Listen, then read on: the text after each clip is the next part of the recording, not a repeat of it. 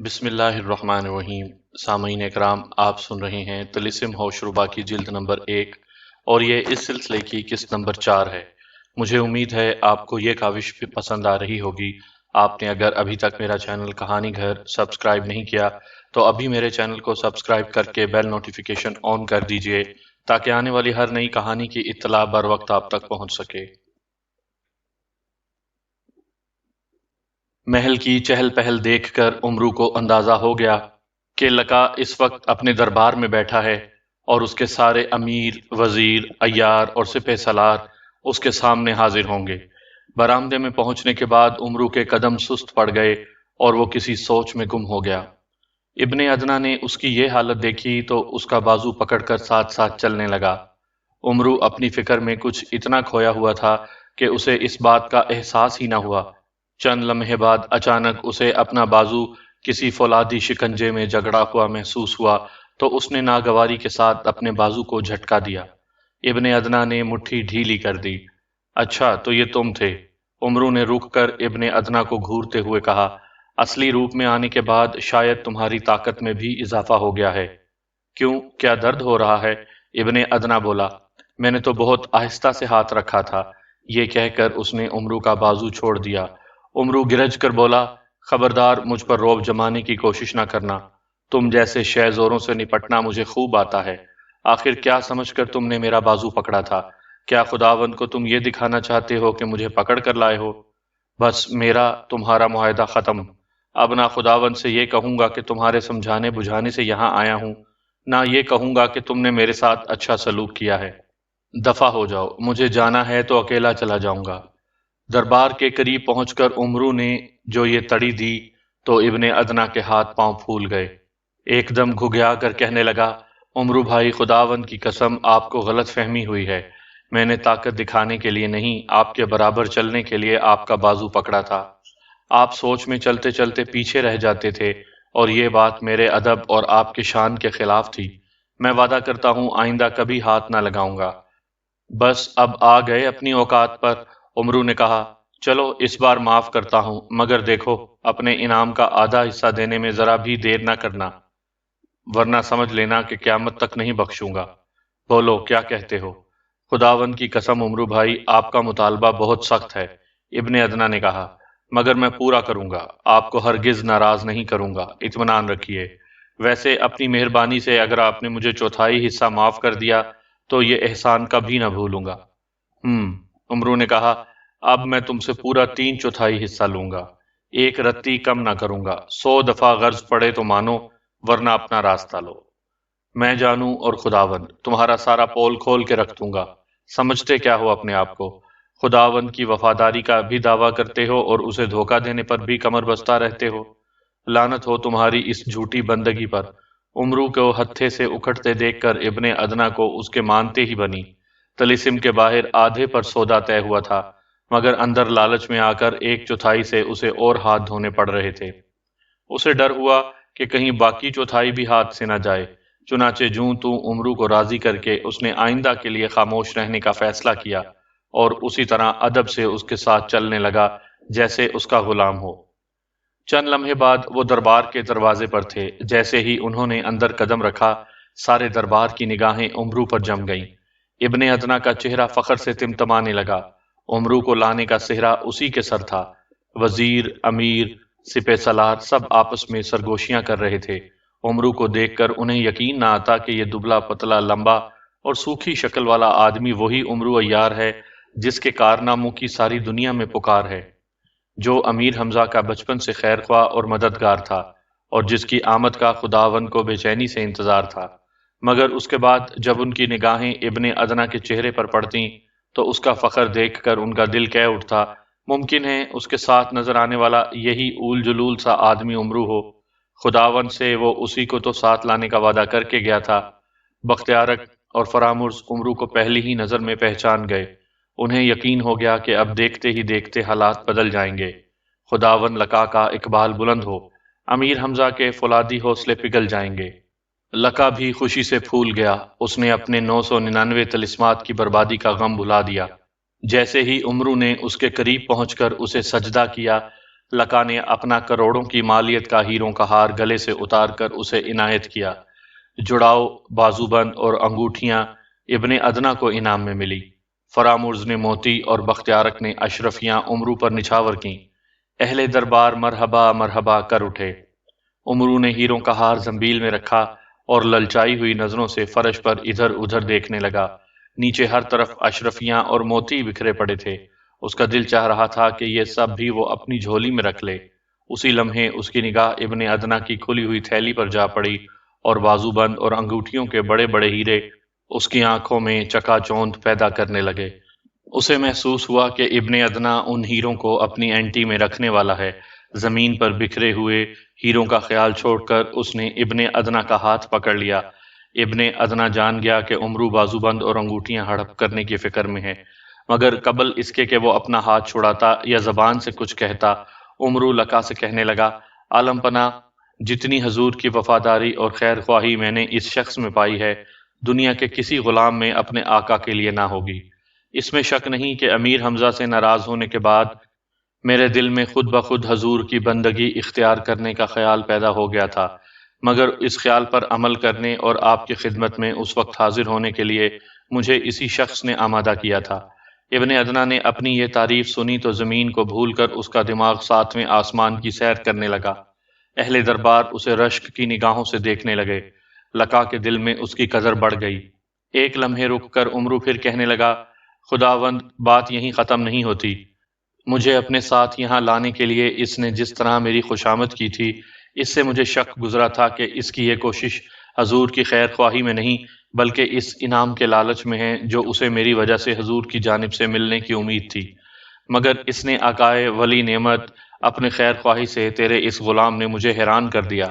جب میں نے اس پر اپنا شک ظاہر کیا تو حضور کی بندگی کی قسم کھا کر اس نے کہا کہ بے شک مجھے خداوند سے انعام ملے گا، مگر خداوند کی خوشنودی کے علاوہ میں اس کا کوئی لالچ نہیں رکھتا۔ جو کچھ بھی مجھے عطا ہوگا بھرے دربار میں سب کا سب تجھے پیش کر دوں گا۔ اتنا سنتے ہی اہل دربار ایک ساتھ مرحبا مرحبا، آفرین آفرین پکارنے لگے۔ لقا کا چہرہ فخر سے چمکنے لگا۔ ابن ادنا بظاہر اپنی اس تعریف پر پھولا نہ سما رہا تھا، مگر اندر ہی اندر عمرو پر تاؤ کھا رہا تھا۔ آدھے کے بعد 3/4 سے ہاتھ دھو کر وہ مجبوراً 1/4 مال پر قناعت کر رہا تھا، مگر اب عمرو سارے کا سارا ہضم کیے جا رہا تھا۔ بہرحال اب کچھ کہنا سننا اس کے لیے مناسب نہ تھا۔ بات ختم کرتے ہی اس کا ہاتھ چھوڑ کر زنبیل سامنے کر دی۔ دل پر پتھر رکھ کر اس نے سارے زیورات اس کے اندر ڈال دیے۔ دربار میں ایک بار پھر مرحبا مرحبا، آفرین آفرین کی صدائیں گونجنے لگیں۔ بختیارک عمرو کا یہ داؤ تاڑ گیا۔ اس نے مسکراتے ہوئے کہا، خواجہ جی، اطمینان رکھو، خداوند سے لو لگاؤ گے تو یہاں ہر ایک کو ایسا ہی پاؤ گے۔ بس ملک جی، عمرو نے کہا، پھر میں بھی مرتے مر جاؤں گا، یہ آستانہ چھوڑ کر اور کہیں نہ جاؤں گا۔ میاں عمرو، شاہ فرامرز نے اپنی جڑاؤ کلائی بند اتار کر اس کی طرف بڑھاتے ہوئے کہا، تمہارا آنا مبارک ہو، میں تمہیں خوش آمدید کہتا ہوں۔ عمرو نے لپک کر کلائی بند سنبھالے اور انہیں زنبیل میں ڈالتے ہوئے بولا، خداوند کی عنایت آپ پر قائم رہے۔ لقا نے خوش ہوتے ہوئے کہا، اے عمرو، ہم تم سے بہت خوش ہوئے۔ ہم اسی وقت تجھے اپنے خاص بندوں میں شامل کرتے ہیں۔ طلسم کی ہر نعمت اور ہر راحت تیرا حق ٹھہراتے ہیں۔ باڈی گارڈ کے باغ کی جو عمارت بھی تو پسند کرے وہ تیری ہوگی۔ جتنی کنیزیں، خادم اور محافظ تو چاہے گا تیری خدمت کے لیے حاضر ہوں گے۔ اس کے علاوہ بھی تیری ہر طلب پوری کی جائے گی، اور دربار عام یا دربار خاص میں آنے جانے میں کسی وقت بھی تجھ سے کوئی روک ٹوک نہ کی جائے گی۔ آہ خداوند، عمرو نے کہا، میں ہرگز اتنی عنایتوں کا مستحق نہ تھا۔ اس ذرہ نوازی اور قدردانی کا شکر ادا کرنا میرے لیے مشکل ہے۔ بس آج سے میرا جینا اور مرنا صرف حضور کے لیے ہوگا۔ جب تک حضور کے گستاخ اور نافرمان بندوں کو 1000 شکل سے دفع نہ کر دوں گا، عیش و آرام حرام سمجھوں گا۔ اتنا کہہ کر وہ سانس لینے کے لیے چند لمحے ٹھہرا، پھر بڑے فخر سے بولا، اگر حضور قبول فرمائیں تو شکرانے کے طور پر ایک اہم تحفہ پیش کروں۔ کسی کا تحفہ خواہ کتنا ہی اعلیٰ اور قیمتی کیوں نہ ہو، مگر جب وہ کسی کو پیش کیا جاتا ہے تو دینے والا انکساری سے کام لیتے ہوئے اسے حقیر یا معمولی تحفہ کہا کرتا ہے۔ جب عمرو نے اپنے تحفے کو اپنے ہی منہ سے اہم کہا تو لقا سے لے کر عام درباری تک سب چونک پڑے اور حیرت کے ساتھ اسے گھورنے لگے۔ کیونکہ ایک دو بالشت کی معمولی سی زنبیل کے علاوہ اس کے پاس کوئی سامان نہ دکھائی دیتا تھا۔ عمرو نے بڑے فخر سے اہل دربار پر نگاہ دوڑائی، اطمینان کے ساتھ زنبیل کو کندھے سے اتار کر فرش پر رکھ دیا اور پھر زنبیل کے منہ کے سامنے بیٹھ کر اس کے اندر ایک ہاتھ ڈال دیا۔ چند لمحے وہ کسی چیز کو اندر ہی اندر ٹٹولتا رہا، پھر اسے احتیاط کے ساتھ باہر نکالنے لگا۔ دیکھتے ہی دیکھتے زنبیل میں سے ایک فولادی خود باہر نکلتا دکھائی دیا۔ فولادی خود کے نیچے چوڑے کلے اور مضبوط جبڑے کا ایک بہت ہی روبدار چہرہ بھی زنبیل کے منہ سے باہر نکل آیا تھا، اور اس کے نیچے ایک موٹی گردن بھی دکھائی دے رہی تھی۔ ارے یہ کیا؟ فرامرز نے حیرت سے کہا۔ خواجہ، یہ تم کس کا سر کاٹ لائے ہو؟ یہ تو کسی زندہ انسان کا سر ہے، لکا نے سر پر نگاہیں جماتے ہوئے کہا۔ ایسا لگ رہا ہے جیسے بے ہوش ہے یا گہری نیند میں ہے۔ میرا خیال ہے، بختیارک بولا، اسی سر کے نیچے دھڑ بھی ہوگا اور ٹانگیں بھی۔ عالم پناہ، عمرو نے لکا سے کہا، 4 شہز اور سپاہیوں کو میری مدد کے لیے حکم فرمائیے۔ لکا نے اشارہ کیا اور 4 گرانڈیل سپاہی عمرو کے قریب آ کر کھڑے ہو گئے۔ عمرو زنبیل کے دہانے کے دوسری جانب بیٹھ گیا اور اسے دائیں بائیں سے پکڑنے کے بعد سپاہیوں سے بولا، اس سر کو احتیاط سے باہر کھینچو۔ سپاہیوں نے گردن کے نیچے ہاتھ رکھ کر آہستہ آہستہ سر کو باہر گھسیٹا۔ دیکھتے دیکھتے ایک چوڑا چکلا، مضبوط سینہ، کشادہ شانے اور بھرے ہوئے فولادی بازو زنبیل سے باہر نکل آئے۔ اب عمرو نے 2 اور سپاہیوں کو اشارہ کیا۔ چاروں نے مل کر تھوڑی دیر کی جدوجہد کے بعد فولادی زرہ پہنے ہوئے ایک سورما کو زنبیل سے باہر نکالا اور سہارا دے کر کھڑا کر دیا۔ اس سورما کے ہاتھ پیر ریشمی ڈوری سے بندھے ہوئے تھے، بے ہوشی کی وجہ سے آنکھیں بھی بند تھیں، مگر چہرے پر ایسا روب تھا کہ درباریوں میں سے بہتوں کو اس کی طرف بھرپور نگاہ ڈالنے کا حوصلہ نہ ہوتا تھا۔ پورے دربار میں اس کی ٹکر کے بس چند ہی سردار نظر آتے تھے۔ دربار کا ہر شخص یہ جاننے کے لیے بیتاب تھا کہ یہ کون ہے۔ بہت سے لوگ اسے امیر حمزہ سمجھنے لگے تھے، حتیٰ کہ لکا کے وزیر تک کو یہ غلط فہمی ہو گئی۔ اس نے عمرو سے سوال کیا، کیا امیر حمزہ یہی ہے؟ عالی جا، یہ امیر حمزہ کے لشکر کا ایک بہت بڑا سردار شہنشاہ ہند لندھور ہے۔ شہزوری اور بہادری میں امیر حمزہ کے تمام سرداروں میں افضل ہے۔ امیر حمزہ کے علاوہ دنیا کا کوئی پہلوان جادو کی طاقت کے بغیر اسے زیر نہیں کر سکتا۔ یہی میرا تحفہ ہے، میں اسے حضور کی خدمت میں پیش کرتا ہوں۔ کیا یہ خداوند کی بندگی قبول کر لے گا؟ بختیارک نے کہا۔ سارا دربار اس سوال کا جواب سننے کے لیے بیتاب تھا۔ نہیں، یہ امیر حمزہ کی وفاداری کبھی ترک نہیں کر سکتا، عمرو نے کہا۔ البتہ اس کے نہ ہونے سے امیر حمزہ کی طاقت کو بہت دھکا لگے گا۔ تو کیا؟ لکا نے اپنی نگاہیں عمرو کے چہرے پر گاڑتے ہوئے کہا، تم یہ پسند کرو گے کہ اسے جلد سے جلد قتل کر دیا جائے؟ اگر حضور اس بات کو بہتر اور مناسب خیال کریں تو مجھے کیا اعتراض ہو سکتا ہے؟ میں نے اسے حضور کی خدمت میں پیش کر دیا ہے، اب حضور خود مختار ہیں، جیسا چاہیں کریں۔ لکا کچھ دیر عمرو کے چہرے کا غور سے جائزہ لیتا رہا، پھر اس کی نگاہوں کا کڑا پن ختم ہو گیا اور اس میں فکر مندی جھلکنے لگی۔ سارے درباریوں نے خاموش ہو کر ادب سے سر جھکا لیے۔ فرامرز اور بختیارک سرگوشیاں کرنے لگے۔ چند لمحے بعد بختیارک اپنی جگہ سے آہستہ آہستہ چلتا ہوا لکا کے وزیر کے پاس آیا، اس کے کان میں کوئی بات کہی اور واپس اپنی جگہ پر چلا گیا۔ وزیر نے بڑھ کر لکا سے کان میں کچھ کہا۔ کچھ دیر لکا غور کرتا رہا، پھر عمرو سے مخاطب ہوا، تم جانتے ہو کہ امیر حمزہ ہمارے 999 طلسم تباہ کر چکا ہے۔ تم یہ بھی دیکھ چکے ہو کہ اس آخری طلسم کو دنیا کی کوئی طاقت فتح نہیں کر سکتی۔ مجھے اس کی مضبوطی پر پورا اعتماد ہے، مگر خواب میں نہ جانے کیا کیا قوتیں امیر حمزہ کو دے چکا ہوں۔ یہ بات میرے بہت سے خیر خواہوں کو کھٹکتی ہے۔ تم بچپن سے امیر حمزہ کے ساتھ رہے ہو، اس کے مزاج سے اچھی طرح واقف ہو۔ کیا تم سمجھتے ہو کہ تمہارے اور لندھور کے نہ ہونے سے اس کا دل ٹوٹ جائے گا اور وہ طلسم فتح کرنے کا خیال چھوڑ کر سیدھا وطن کی راہ لے گا؟ خداوند ولی نعمت، عمرو نے کہا، ہمارے غائب ہونے سے امیر حمزہ کے حوصلے بلا شبہ پہلے جیسے نہ رہیں گے، مگر اتنے پست بھی نہ ہوں گے کہ وہ فوراً یہاں سے ڈیرے اٹھا کر چل دے۔ میں سمجھتا ہوں وہ ضرور ادھر آئے گا اور طلسم فتح کرنے کی کوشش کرے گا، مگر مجھے اس کی کوئی پرواہ نہیں۔ خداوند کی عنایت سے میں اس کی ہر کوشش ناکام بنا دوں گا اور اسے یہاں سے بھاگنے پر مجبور کر دوں گا۔ فرامرز، بختیارک اور لکا کے وزیر کی آنکھوں میں عمرو کی یہ بات سن کر امید کی چمک آ گئی، لیکن لکا نے بدستور سنجیدہ رہتے ہوئے کہا، عمرو، میں تم پر پورا اعتماد کرتا ہوں، تم میرے لیے غیر نہیں رہے، کیا تم بتاؤ گے کہ تم نے امیر حمزہ سے نمٹنے کے لیے کیا کوئی خاص ترکیب سوچ رکھی ہے؟ جی ہاں بندہ پرور، عمرو نے کہا، امیر حمزہ کے طلسم پر فتح یاب ہونے کی صورت میں خود میری سلامتی کو بھی خطرہ ہوگا۔ میں اس کی فکر سے غافل کیسے ہو سکتا ہوں؟ حضور کی بندگی اختیار کرنے کا فیصلہ کرتے ہی میرا دماغ کام کرنے لگا تھا۔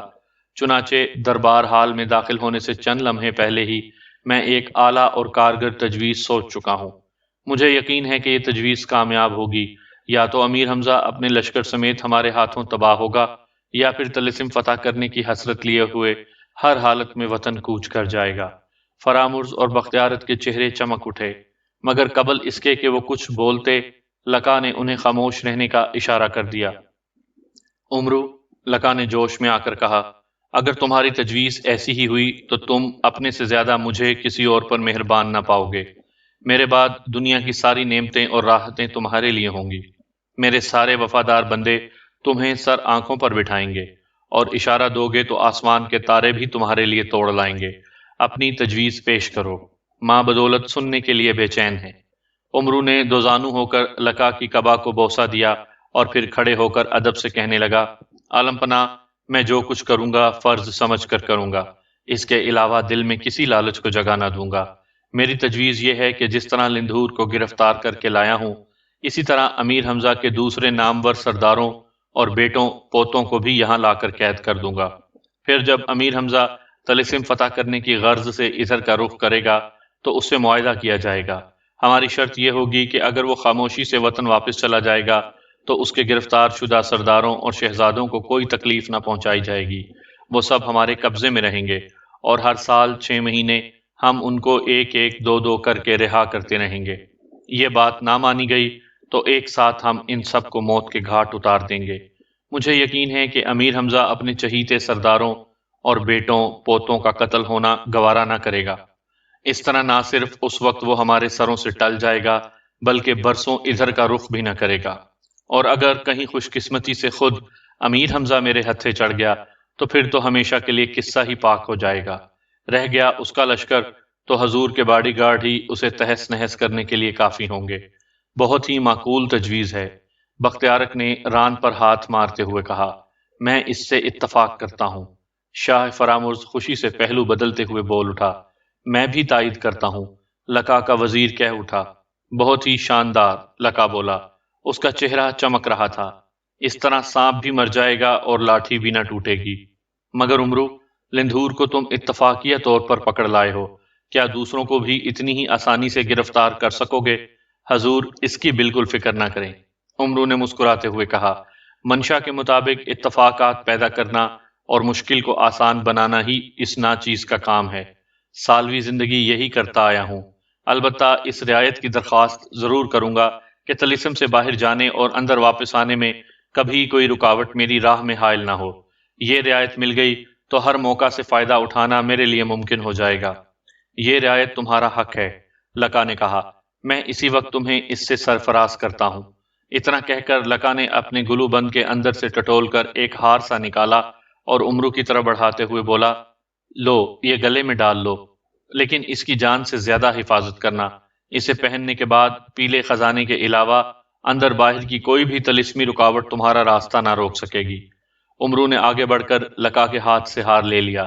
لقا نے محافظوں کے سپہ سالار کو حکم دیا، لندھور کو اپنی حفاظت میں رکھو اور عمرو کے لیے فوراً باغ میں ایک بہترین مکان کا بندوبست کرو۔ عمرو صاحب بھوک کے ویسے ہی کچے تھے۔ تام خانے کے قریب پہنچنے پر کھانوں کی مہک جو انہیں محسوس ہوئی تو اور بھی بےتاب ہو گئے۔ دروازہ زیادہ دور نہ تھا، مگر یہ چند قدموں کا فاصلہ بھی انہیں طویل محسوس ہو رہا تھا۔ آگے چلنے والے آہستہ آہستہ قدم اٹھا رہے تھے۔ عمرو کے جی میں آئی کہ سب کو دھکیل دھکال کر آگے نکل جائے، مگر ہمت نہ ہوئی۔ لاچار اپنے آگے چلنے والوں کو دل ہی دل میں کوسنے لگا۔ تام خانے کے اندر پہنچنے پر تو بیچارہ کچھ دیر کے لیے اپنے اوسان ہی کھو بیٹھا۔ دربار کا سنگار بھی اپنی جگہ خوب تھا، مگر اس کمرے کی تو سج دج ہی نرالی تھی۔ چھت کے رگا رنگ نقش و نگار ایسے پیارے اور اتنے دلکش کہ دیکھتے ہی جی نہ بھرے، اور جا بجا لٹکے ہوئے ایسے ایسے بلوری جھاڑ فانوس اور رنگ برنگے قمقمے کہ نگاہ پڑے تو ہٹنے کا نام نہ لے۔ فرش کا قالین اتنا نرم اور خوش رنگ کہ پیر رکھنے کے بجائے پڑے رہنے کو دل مچلے۔ سنہری دیواروں اور ستونوں پر بنے ہوئے نقاشی کے کام کی کیا بات تھی! کہیں عقیق جڑے ہوئے تھے، کہیں مرجان، کہیں نقش کو ہیرے جگمگا رہے تھے، کسی پر زمرد کی بہار تھی، کہیں لال چبھن پیدا کر رہا تھا، کہیں شب چراغ کو نعرے مار رہا تھا۔ امرو حیران تھا کہ کیا دیکھے اور کیا نہ دیکھے۔ کھانے کی خوشبو نے جب پے در پے اس کی بھوک کو ڈھنک مارے تو وہ کمرے کے درمیانی حصے کی طرف متوجہ ہوا۔ وہاں سونے کی ایک لمبی چوڑی میز کے گرد چاندی کے جڑاؤ کرسیاں رکھی تھیں۔ سرے کی کرسی کا پشتہ دوسری کرسیوں سے زیادہ اونچا تھا، اس پر لقا بیٹھ چکا تھا۔ آگے کی طرف دائیں بائیں کی کرسیوں پر وزیر اور فرامرز شاہ براجمان تھے۔ ان کے بعد ایک کرسی پر ابن ادنا جم چکا تھا۔ ارد گرد سفید براق لباس میں پری ذات خادم ادب کے ساتھ کھڑے ہوئے تھے۔ یہ رنگ دیکھ کر امرو چونکا اور جان کر ابن ادنا کے سامنے والی کرسی پر بیٹھ گیا۔ اب جو اس نے میز کے اوپر ایک سرے سے دوسرے سرے تک نگاہ دوڑائی تو پھر پریشان ہو گیا۔ میز پر رکھے ہوئے کھانے پینے کے سارے چھوٹے بڑے برتن سونے چاندی کے تھے اور بھاپ نکلتے ہوئے قسم قسم کے خوش رنگ اور خوشبودار کھانوں سے بھرے ہوئے تھے۔ آخر لقا نے کھانا شروع کرنے کا اشارہ کیا۔ امرو نے اپنا کمر بند ڈھیلا کیا، آستینیں چڑھائیں اور پلیٹوں پر ٹوٹ پڑا۔ ارادہ تو اس کا یہی تھا کہ میز پر موجود ہر چیز میں سے تھوڑا تھوڑا ضرور کھائے گا، کسی پلیٹ کو چکھے بغیر نہ چھوڑے گا، مگر مصیبت یہ ہوئی کہ جس کھانے کو ہاتھ لگاتا بس کھائے چلا جاتا، ایک چیز کو کھاتے ہوئے دوسری کو حسرت سے تکتا رہتا۔ اس نے کمرے میں موجود ہر شخص سے کئی گنا زیادہ تیز دستی دکھائی، مگر پھر بھی آدمی تھا، کتنا کھانا کھاتا۔ آخر دوسروں کے ہاتھ سمیٹتے سمیٹتے خود اس کی بھی اوجڑی پھول گئی۔ لاچار سب کے ساتھ وہ بھی اٹھا۔ کھانے کے بعد سب لوگ طعام خانے کے بغلی برآمدے میں جا بیٹھے۔ یہاں کچھ دیر تک لقا حقہ نوشی کرتا رہا، ساتھ ہی اپنے وزیر شاہ فرامرز اور بختیارک سے سرگوشی بھی کرتا جاتا۔ آخر اس نے محفل برخاست کرتے ہوئے امرو سے کہا، سپہ سالار نے تمہاری رہائش کا انتظام کر دیا ہوگا، جا کر آرام کرو، جس چیز کی کمی محسوس ہو اسے حکم کرنا، فوراً مہیا کرے گا۔ بندہ پروری کا شکریہ، امرو نے ادب سے کہا، مگر میں اس وقت آرام نہیں، کام کرنا چاہتا ہوں۔ کیا مطلب؟ لقا نے پوچھا۔ مطلب یہ ہے خداوند، امرو نے کہا، کہ اپنی تجویز پر عمل کرنے کے لیے میں اسی وقت یہاں سے روانہ ہونا چاہتا ہوں۔ اتنی جلدی کی کیا ضرورت ہے؟ لقا نے کہا، کچھ دن آرام کر لوں، برسوں کے تھکے ماندے ہو، تازہ دم ہو کر کام شروع کرنا۔ بندہ پرور، امرو نے کہا، اب آرام تو امیر حمزہ کے اندیشے سے مکمل نجات حاصل کر کے ہی کروں گا، فی الحال ایک ایک لمحہ قیمتی ہے۔ اجازت دیجیے اور ابن ادنا کو بھی میرے ساتھ جانے کی ہدایت فرمائیے۔ کیا تم امیر حمزہ کے لشکر میں جاؤ گے؟ لقا نے سوال کیا۔ اس وقت تو صرف جنگل والے چھپر تک جانے کا ارادہ ہے، لیکن اپنا کام کرنے کے لیے اگر امیر حمزہ کے لشکر بھی جانا پڑا تو قدم پیچھے نہ ہٹاؤں گا۔ اچھی بات ہے، جاؤ، لقا نے ہاتھ اٹھاتے ہوئے کہا، لیکن ہوشیاری سے کام لینا، غیر ضروری طور پر اپنے آپ کو خطرے میں مت ڈالنا۔ آئندہ اگر کسی کو گرفتار کر کے لاؤ تو اسے میرے پاس لانے کی ضرورت نہیں، محافظوں کے سپہ سالار کے حوالے کر دینا، وہ اسے مناسب وقت پر میرے سامنے پیش کر دیا کرے گا۔ ویسے تمہارا جب جی چاہے دربار میں آ جایا کرنا، اور ہاں، بے شک ابن ادنا کو اپنے ساتھ لے جاؤ، جب تک حیدر کرار کی تلوار کا ظہور نہیں ہوتا، فصیل کے باہر وہ تمہارا بہترین مددگار ثابت ہوگا۔ جاؤ، میرا کرم تمہارے ساتھ شامل رہے گا۔ امرو اور ابن ادنا دونوں دو زانو ہو کر لقا کی قبا کو بوسہ دے کر اور وہاں سے رخصت ہو گئے۔ محل کی چار دیواری کے پھاٹک پر ان کے شیر موجود تھے۔ طلسمی نالی پار کر کے ابن ادنا نے اپنے آپ کو پھر پہلے کی طرح نورانی درویش بنایا۔ اس کے بعد دونوں خاموشی کے ساتھ اپنے اپنے شیروں پر سوار ہو کر چل دیے۔ اب کی بار آگے آگے امرو تھا۔ اس مرتبہ پہرے پر موجود سپاہی اسے بھی سلامی دے رہے تھے۔ امرو سمجھ گیا تھا کہ اس کا سبب لقا کا بخشا ہوا طلسمی ہار ہے، پھر بھی وہ فصیل کے پھاٹک زور میدان کی رکاوٹوں پر اس کا اثر دیکھنے کے لیے بے چین تھا۔ اسی وجہ سے وہ ابن ادنا سے زیادہ آگے نکل جانے کی کوشش کر رہا تھا۔ محافظوں کے باغ کی چار دیواری سے نکل کر اس نے اپنے شیر کی رفتار اور بڑھا دی۔ غالباً یہ بھی لاکٹ کا ہی اثر تھا، شیر اشارہ پاتے ہی ہوا ہو گیا۔ طلسمی سواروں کے ہجوم سے آگے نکل کر امرو نے پلٹ کر دیکھا، ابن ادنا کافی پیچھے رہ گیا تھا۔ اسی موقع پر راؤمان، پرزمان، تورمان اور اجگرمان چاروں جادوگروں نے گھوڑے پر کھڑے ہو کر اپنی اپنی جگہ سے امرو کو سلامی پیش کی، ہاتھ کے اشارے سے انہیں جواب دے کر وہ فصیل کے پھاٹک کی طرف متوجہ ہوا۔ پھاٹک پر نگاہ جماتے ہی اس کا دل خوشی سے دھڑکنے لگا۔ طلسمی ہار کے اثر سے اس میں راستہ پیدا ہو چکا تھا۔ اس کے خیال میں سب سے اہم اور مشکل مرحلہ یہی تھا۔ اسی وجہ سے اسے شک تھا کہ شاید ہار یہاں آسانی سے اور ابن ادنا کی مدد کے بغیر کام نہ آ سکے، مگر اس کامیاب تجربے نے اس کا سارا وہم دور کر دیا۔ امرو نے ایک بار پھر پلٹ کر پیچھے دیکھا۔ ابن ادنا طلسمی سواروں کے درمیان تک آ پہنچا تھا۔ چاروں جادوگر اسے سلامی پیش کر رہے تھے۔ اچانک اسی لمحے امرو کے دل میں پھر ایک وہم پیدا ہوا کہ کہیں یہ کھلا راستہ نظر کا دھوکہ نہ ہو۔ دوسرے ہی لمحے اس نے فیصلہ کیا کہ ابن ادنا کے قریب آنے سے پہلے ہی مجھے اسے آزما لینا چاہیے۔ اس نے اپنے شیر کو آگے بڑھنے کا اشارہ کیا۔ شیر نے چھلانگ لگائی۔ پلک جھپکتے میں امرو نے خود کو بلند ہوتا اور پھر نیچے ہوتا ہوا محسوس کیا۔ نیچے ہوتے ہی اس نے پھاٹک پر نگاہ جمائی، مگر اس میں کوئی راستہ دکھائی نہ دے رہا تھا۔ لیکن اس بات پر گھبرانے یا پریشان ہونے کے بجائے امرو مسکرا رہا تھا، اس لیے کہ اب وہ فصیل کے اندر نہ تھا۔ شیر چھلانگ لگا کر باہر آ چکا تھا اور وہ اس پر بدستور سوار تھا۔ شیر کو روک کر وہ ابن ادنا کا انتظار کرنے لگا۔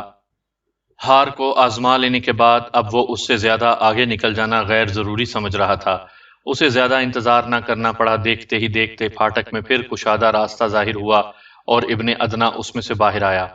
پھاٹک پر پھر پہلے جیسا ٹھوس اور ہموار دکھائی دینے لگا۔ فصیل کے اوپر سے شامول، نونخ اور نوماگ بدستور میدان میں تیر، آگ اور پتھر برسا رہے تھے۔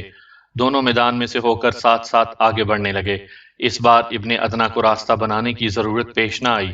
طلسمی ہار کی وجہ سے ان کے لیے میدان میں خود بخود ایک گزرگاہ بن گئی تھی۔ اگلے میدانوں میں اکریش، شورکاش، نورشیر اور امراش بھی اپنی اپنی جگہ مستدی کے ساتھ کام کر رہے تھے، مگر زہریلے غبار، دھوئیں، سانپوں، بچھوؤں، چونٹوں، بھونگوں اور مچھروں سے محفوظ رہتے ہوئے وہ ان میدانوں کو بھی پار کر گئے۔ تیسرا پہر ختم ہوتے ہوئے دونوں اپنی اپنی منزل یعنی چھپر والے چبوترے تک جا پہنچے۔ اب امیر حمزہ کا حال سنیے۔ لندھور کو امرو کی تلاش میں بھیجنے کے بعد وہ دربار سے اٹھ کر اپنے خاص خیمے میں آ گئے۔ انہیں یقین تھا کہ لندھور امرو کو جلد پا لے گا، دونوں واپس آنے میں دیر نہ لگائیں گے۔ چوبداروں کو تاکید کر دی کہ جیسے ہی وہ لشکر گاہ کے قریب پہنچے انہیں سیدھا امیر حمزہ کے خیمے میں پہنچنے کی ہدایت کی جائے۔ لندھور دین نکلے ہی روانہ ہو گیا تھا۔ امیر حمزہ کا خیال تھا کہ امرو کو لے کر وہ 2 گھنٹے کے اندر اندر واپس آ جائے گا، مگر جب اتنا وقت گزر چکا تو وہ بے چین ہو گئے۔ کھانے کے وقت ان کی یہ بے چینی انتہا کو پہنچ گئی۔ دسترخوان بچھایا جا چکا تھا۔ تمام عزیز، دوست اور سردار خدمت میں حاضر تھے، مگر نہ وہ کسی سے بات کرتے تھے نہ کھانے کے لیے اٹھتے تھے۔ وقت گزرتا رہا، کھانا ٹھنڈا ہوتا رہا، بھوک بڑھتی رہی، پر کسی کو امیر سے کچھ کہنے کی جرت نہ ہوئی۔ آخر سبھوں نے اسد غازی کو آنکھوں ہی آنکھوں میں اشارہ کیا۔ وہ امیر حمزہ کے چہیتے نواسے تھے، بچپن سے ان کے منہ چڑھے تھے۔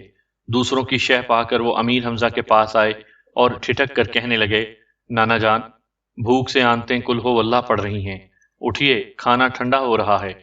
کیا امرو آ گیا؟ امیر حمزہ نے سر اٹھاتے ہوئے کہا اور ادھر ادھر دیکھ کر بولے، لندھور کہاں ہے؟ دونوں میں سے کوئی بھی نہیں آیا نانا جان، اسد غازی بولے۔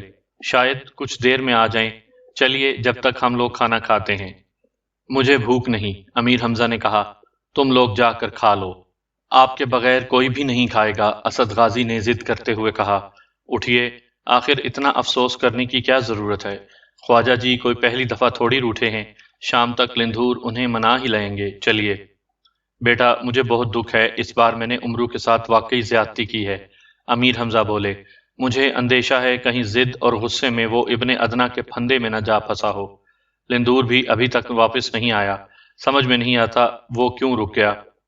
یا امیر آپ فکر نہ کریں، مندیل اصفہانی نے آگے بڑھ کر ادب سے عرض کیا، امرو نے لندھور کو روک لیا ہوگا۔ بہرحال اگر کچھ دیر اور وہ نہ آئے تو کھانا کھا کر خادم فوراً ان کی تلاش میں روانہ ہو جائے گا۔ اطمینان رکھیے امیر، محلیل جنگ عراقی نے کہا، ہر حالت میں مغرب کے وقت ہم انہیں خدمت میں حاضر کر دیں گے۔ چاروں ناچار امیر حمزہ کو کھانے کے خیمے میں جانا پڑا۔ جی تو ان کا بالکل نہیں چاہ رہا تھا، پھر بھی دسترخوان پر بیٹھ کر دوسروں کی خاطر منہ چلاتے رہے۔ کھانا ختم ہونے کے بعد جب وہ آرام گاہ میں جانے لگے تو محلیل جنگ عراقی اور مندیل اصفہانی کی طرف دیکھتے ہوئے انہوں نے کہا، میں انتظار کروں گا، جیسے ہی امرو آئے مجھے اطلاع دینا۔ یہ اس بات کا اشارہ تھا کہ تم دونوں نامور سردار امرو کو ڈھونڈ کر واپس لانے کی کوششیں کرو۔ وہ دونوں سر جھکا کر اور سینے پر ہاتھ رکھ کر ایک ساتھ بولے، بہت بہتر، ہم اسی وقت روانہ ہوتے ہیں۔ خدا تمہیں جلد کامیاب لوٹائے۔ لشکر گاہ سے نکل کر سیدھے شمال کا رخ کرنا۔ خدا حافظ۔ اتنا کہہ کر امیر حمزہ نے آرام گاہ کی طرف قدم بڑھائے۔ ان کے جانے کے بعد یہ دونوں سردار بھی ایک ساتھ خیمے سے باہر نکل گئے۔ تھوڑی ہی دیر بعد وہ اپنے گھوڑوں پر شمال کی سمت اڑے چلے جا رہے تھے۔ لندھور کے ہاتھی کے پیروں کے نشانات ان کی رہنمائی کر رہے تھے۔